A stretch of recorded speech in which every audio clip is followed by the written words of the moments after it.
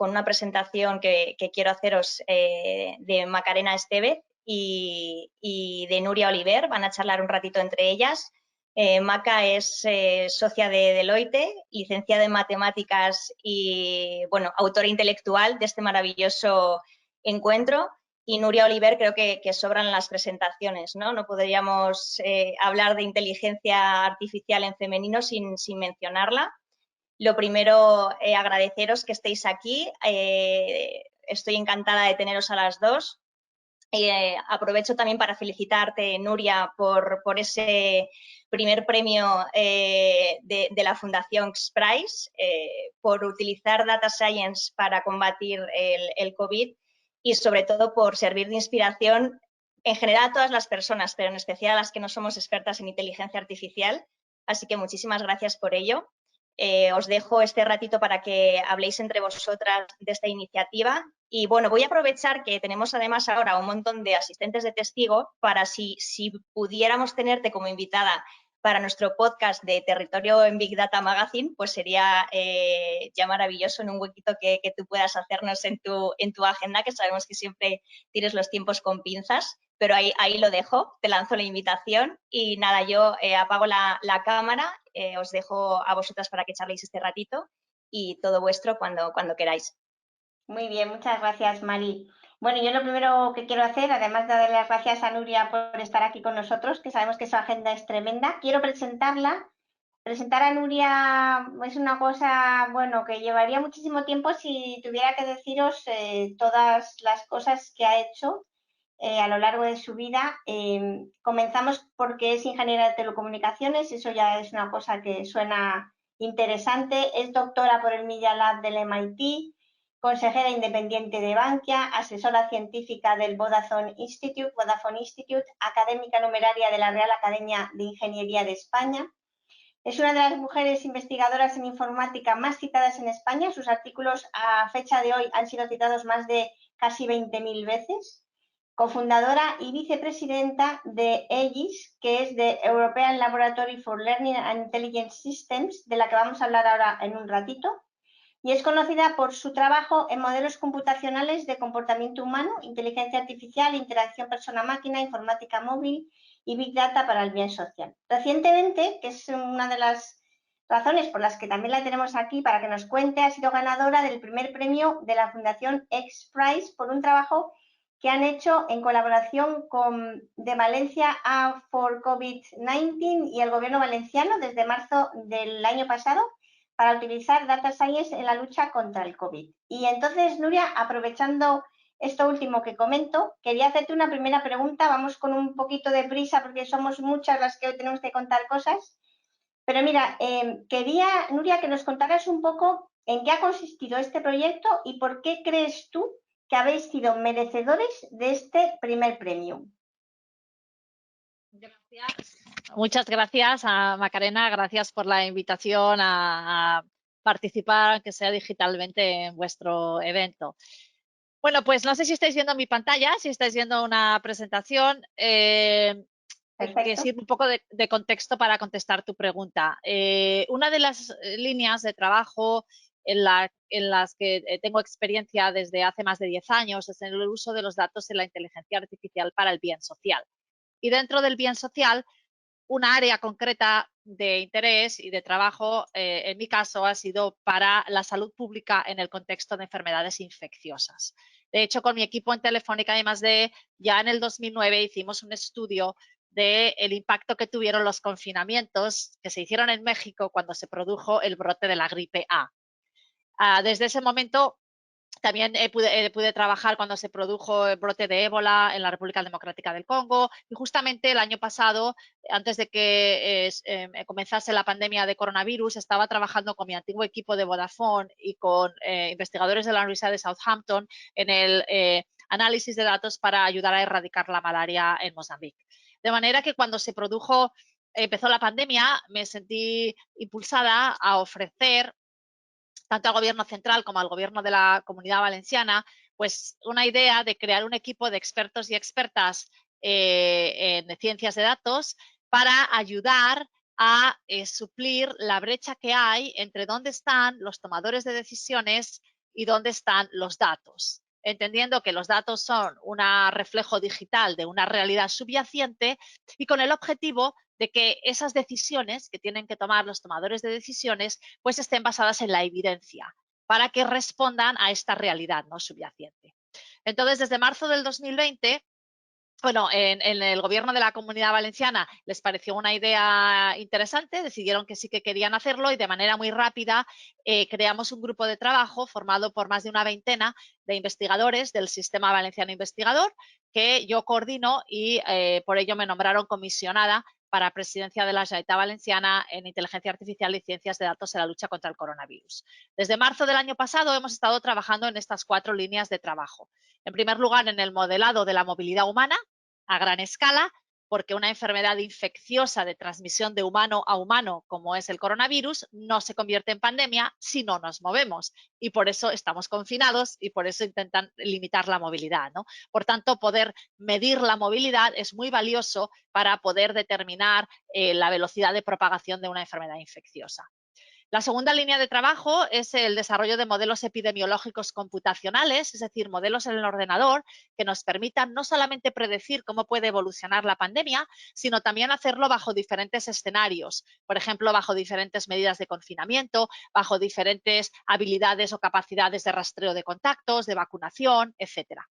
La tercera línea es el desarrollo de modelos predictivos.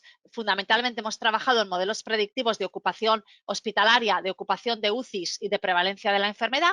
Y la cuarta línea es una gran encuesta ciudadana que aprovecho para animaros a que contestéis, que se llama COVID-19 Impact Survey y que con más de 350.000 respuestas, creo que tiene ahora, se ha convertido en una de las más grandes del mundo.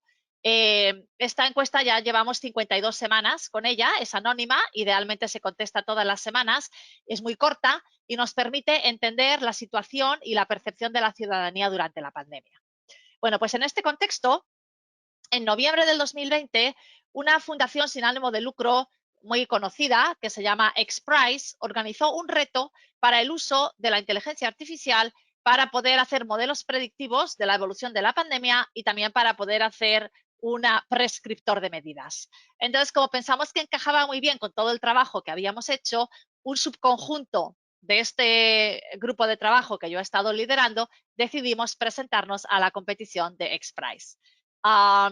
El reto se llamaba el Pandemic Response Challenge, estaba patrocinado por Cognizant y eran $500.000 repartidos en 2 premios, un primer premio y un segundo premio. Nos llamamos Valencia IA for COVID-19, ese es el nombre de nuestro equipo. Y ahora voy a compartir con vosotros un muy breve vídeo que hicimos dentro de lo que era la competición, presentando un poco el equipo y la motivación de por qué nos presentamos a la competición.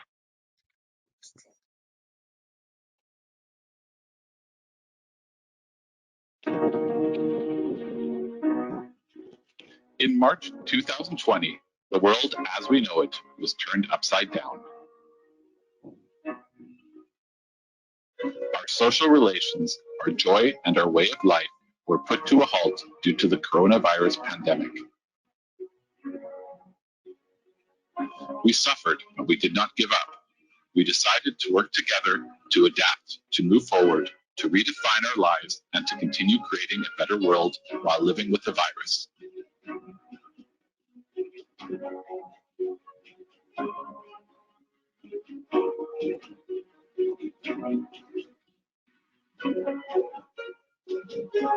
We are Valencia IA for COVID, a group of scientists and researchers aiming to have a positive impact on the world.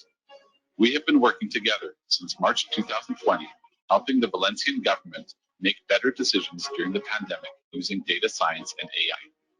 The XPRIZE Pandemic Response Challenge, sponsored by Cognizant, has offered us an opportunity to expand our work. Would you like to know more about it?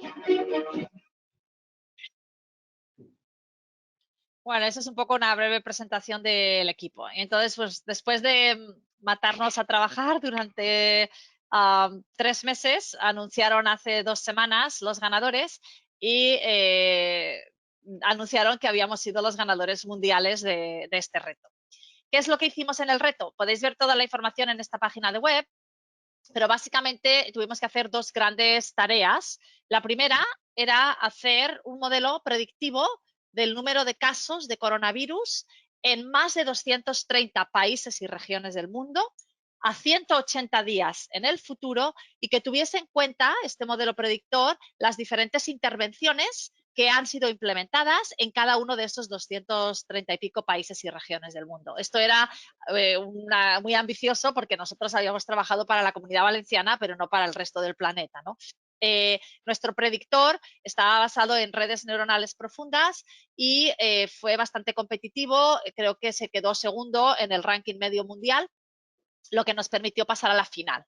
Y en la final había que hacer un prescriptor de medidas. Lo que teníamos que hacer era un sistema que para cada una de esos 230 países y regiones del mundo, para cualquier periodo de tiempo, recomendase hasta 10 políticas distintas de intervenciones a implementar que cumpliesen la condición de ser las políticas óptimas, es decir, las que darían lugar al menor número de casos, dado un cierto coste de las medidas. Esto se llama hacer un prescriptor y tenemos unas visualizaciones interactivas que podéis acceder aquí, donde podéis seleccionar el país y te recomienda 10 políticas distintas de intervenciones que minimicen el número de casos dado un cierto coste, ¿no? Y esto es lo que hicimos durante la competición. La competición nos pilló durante la tercera oleada y como sabéis, la tercera oleada en la Comunidad Valenciana fue muy dura. La Comunidad Valenciana fue la segunda región de Europa con unos niveles de incidencia acumulada más elevados. Pudimos utilizar el predictor que habíamos hecho, lo pudimos utilizar para predecir el número de casos en la tercera oleada y para hacer muchas simulaciones de escenarios de qué pasaría si cerrásemos colegios, qué pasaría si cerrásemos tal, qué pasaría si hacemos cual, para ver si podíamos de alguna manera ayudar a reducir la incidencia porque estábamos en un momento de crecimiento exponencial. Jolín, Nuria, qué interesante, la verdad, y muchísimas gracias por el detalle que nos has dado. Siento dentro de mí un orgullo de verdad y no sé, me emociona realmente ver el trabajo que has hecho, que has liderado. Enhorabuena, vamos, absoluta. Bueno, voy a por mi segunda pregunta. De la Fundación ELIS, ¿qué cosas hacéis y qué consideras que es especial? ¿Por qué es especial esa fundación? ¿Por qué tienen la suerte de contar contigo ahí? Muy bien. Bueno, pues entonces si quieres comparto esta otra presentación sobre ELIS. No sé si estáis viendo mi pantalla ahora o qué es lo que estáis viendo. ¿Estáis viendo lo de ELIS? Todavía no. A ver, ahora. ¿Ahora? Ahora, perfecto. Vale. Bueno, ¿qué es ELIS? Porque igual no habéis oído hablar de ELIS. ELIS significa The European Laboratory for Learning and Intelligence Systems y es una asociación sin ánimo de lucro con base en Alemania, en Europa, creada por la comunidad científica europea investigadora en lo que se conoce como inteligencia artificial moderna, que ahora explicaré. Bueno, como todos sabéis, estamos inmersos en la cuarta revolución industrial. Y esta cuarta revolución industrial, como el resto de revoluciones industriales, está transformando profundamente todos los ámbitos de la sociedad. En la cuarta revolución industrial es la primera vez en nuestra historia en la que estamos teniendo una relación íntima, sin precedentes, entre el mundo físico, el mundo biológico y el mundo digital. Y está impulsada por disciplinas como la nanotecnología, la biotecnología, la ingeniería genética y la inteligencia artificial. Dentro de la inteligencia artificial, porque la inteligencia artificial como disciplina existe desde los años 50, hay dos grandes escuelas. La primera escuela es la escuela que se conoce como el acercamiento simbólico-lógico o la inteligencia artificial clásica, que está fundamentalmente basada en la programación del conocimiento por parte de humanos en los ordenadores y luego el uso de reglas de la lógica para derivar conocimiento nuevo a partir de ese conocimiento base. La inteligencia artificial clásica ha sido el acercamiento dominante dentro de la inteligencia artificial hasta aproximadamente mediados de los 90. Aquí en este gráfico veis el número de publicaciones que había en inteligencia artificial clásica a lo largo del tiempo y como veis ha ido decreciendo a lo largo de los años. Por contrapartida, tenemos lo que se conoce como la inteligencia artificial moderna o la inteligencia artificial basada en el aprendizaje, que está inspirada en la biología, donde la principal idea es desarrollar sistemas de inteligencia artificial que aprendan a partir de datos. Y como veis en la gráfica, el número de publicaciones en inteligencia artificial moderna ha ido creciendo exponencialmente en los últimos años. La inteligencia artificial moderna es la que está en el corazón de la cuarta revolución industrial. ¿Y dónde está Europa? Pues Europa, la realidad es que no está. Europa, desgraciadamente, se ha quedado atrás frente a un claro liderazgo por parte de Norteamérica y por parte de China. Y se ha quedado atrás en los tres ámbitos de madurez de la inteligencia artificial, tanto en el contexto de la investigación como en el contexto de la innovación y el contexto del uso y el despliegue de la inteligencia artificial.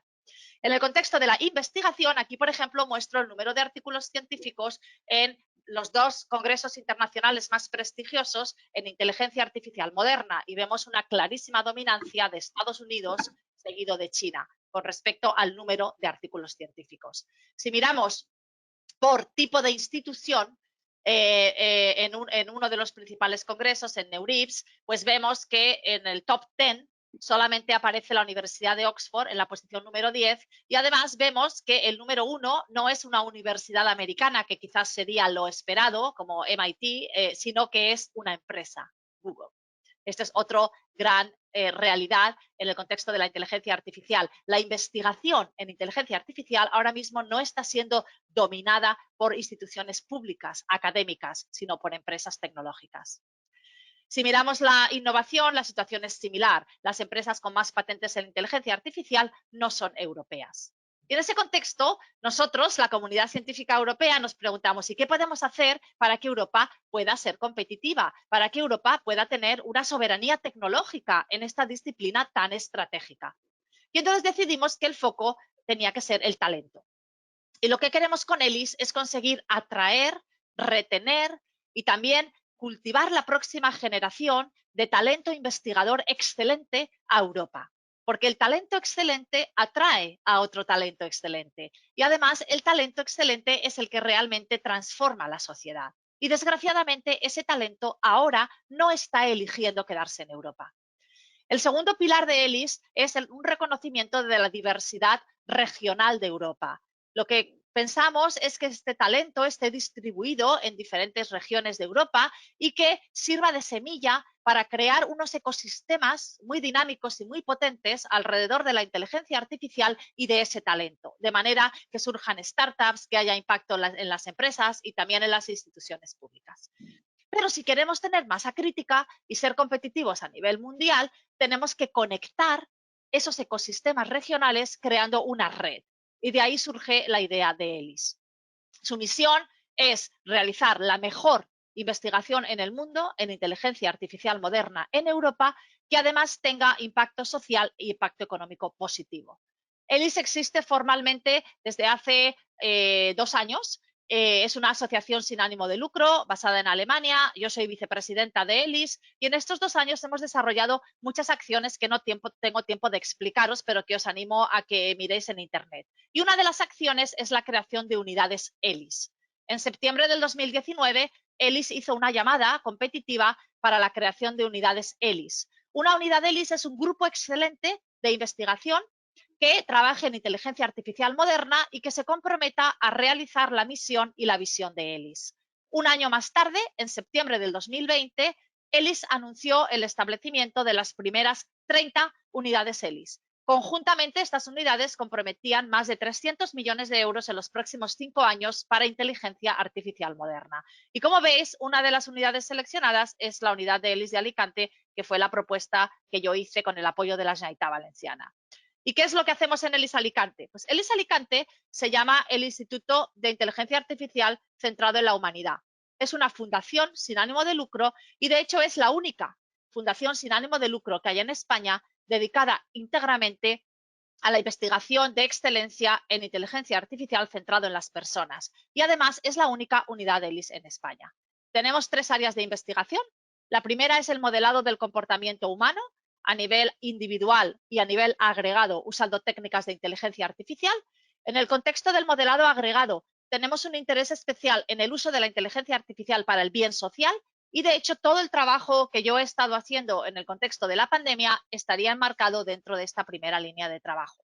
La segunda es el desarrollo de sistemas interactivos inteligentes, con un foco especial en sistemas móviles inteligentes y asistentes personales. Y la tercera es cómo abordar los retos y las limitaciones de los sistemas actuales de inteligencia artificial para la toma de decisiones, como por ejemplo la discriminación y los sesgos algorítmicos, la violación computacional de la privacidad, la falta de veracidad o la manipulación subliminal del comportamiento humano. La Fundación ELIS Alicante está arrancando ahora y nuestra primera prioridad es la identificación del talento. Así que si conocéis a investigadores o a investigadoras excelentes en inteligencia artificial moderna que trabajen en alguna de estas áreas, por favor os animo a que compartáis esta información porque tenemos que empezar a reclutar investigadores este año lo más intensamente posible. Y eso es lo que hacemos con ELIS Alicante. Qué bien, Nuria. Jolín, la verdad es que qué maravilla. Yo, vamos, pienso ayudarte a mover esto con todas mis ganas. Ay, gracias, Macarena. Muchas gracias. Oye, Nuria, yo creo que lo dejamos aquí. Te íbamos a haber robado 10 minutos y te hemos robado 20 y sé que tienes la agenda súper... No, nosotros ya te digo que un gustazo. Volveremos a vernos pronto. En la asociación vamos a contar mucho contigo y muchísimas gracias por haber estado aquí con nosotros. Gracias por la oportunidad, gracias por las preguntas, Macarena. Siento haberme enrollado tanto, pero quería explicarlo más o menos bien y espero que vaya muy bien la sesión de hoy. Me parece un tema súper importante y relevante. Yo ahora me tengo que marchar, lo siento, a otro compromiso, pero muchas gracias por vuestra flexibilidad para permitirme estar, aunque sea un ratito con vosotros. Gracias. Adiós. Gracias. Chao, chao, chao.